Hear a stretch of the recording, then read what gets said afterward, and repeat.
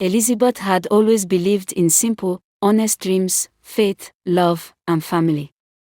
Working at Petal Garden, a small but vibrant flower shop in the city's mall. Every day, she arranged brilliant bunches of hibiscus, sunflowers, and roses, her spirit lifted by the colors around her. It was in church one fateful Sunday she met James. He showed up often after service. First his smiles was warm, with kind words, then promises, and spoke the language of God so fluently it melted Elizabeth's heart. She believed he was sent by God. They courted for a few months and later got married in a small, joyful ceremony. Elizabeth, full of hope, believed she had found her partner for life. Soon after, their first son, Daniel, was born. Her heart swelled with gratitude. She still continued working at the flower shop while James, claiming to be working on a big contracts, his pride got in the way as he neglected smaller jobs, stayed mostly at home. At first, she didn't notice the signs. She was too busy chasing invoices, paying hospital bills, buying baby food, feeding, clothes, and bought James' old apartment from his landlord and built a 2-bedroom so they can be free from paying rent. Every conversation about money ended with excuses.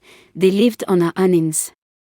Then, just when she found out she was barely a month pregnant again, one evening on his return from work, James vanished without a word. No argument, no note, not even in the slightest conversation that he was traveling. Just silence. Elizabeth was left alone with their toddler son, a swelling belly, and bills stacked like mountains. She tried to reach James over and over, but most times his number wouldn't even ring. Other times, he would answer at his own pace, speaking coldly with words that pierces her soul, and offering no financial support. One painful morning, determined to hear from him, dialed again. This time, a woman picked up. "Who are you?" The woman barked. Elizabeth, not knowing how to react, answered, "Please give the owner the phone," before the call suddenly disconnected. Elizabeth sat in the corner of the room still in shock as tears streamed down her cheeks.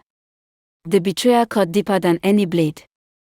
Still, life didn't pause for heartbreak.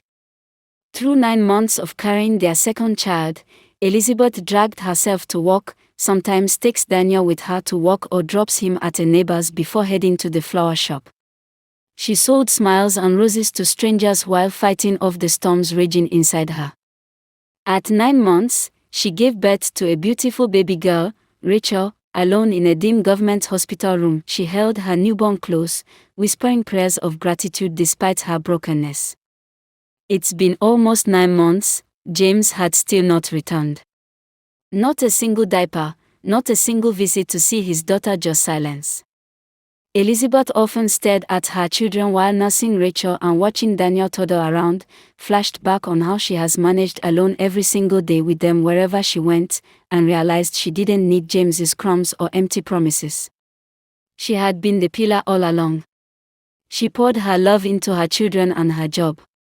She started saving bit by bit again. She bought another land which she started developing gradually, also bought a shop where she collects rent yearly. She has been abandoned, yes. Hurt deeply, yes. But she has also been refined by fire.